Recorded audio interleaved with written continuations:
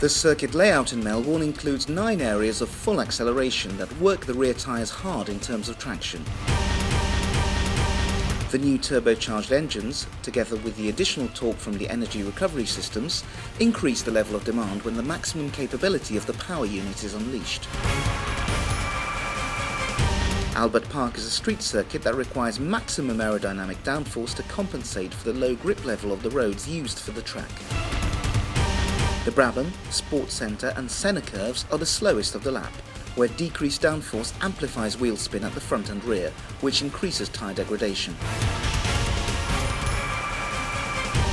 A dirty racing line is one of the key factors on this circuit, which means that when it comes to the race in particular, the tyres are unable to guarantee an optimal level of grip.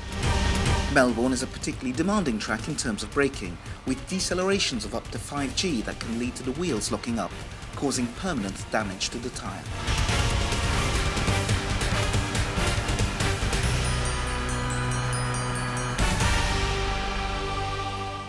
Martini Stripes returning to Formula One, and I think you only have to see the amount of people in the room for today to realise that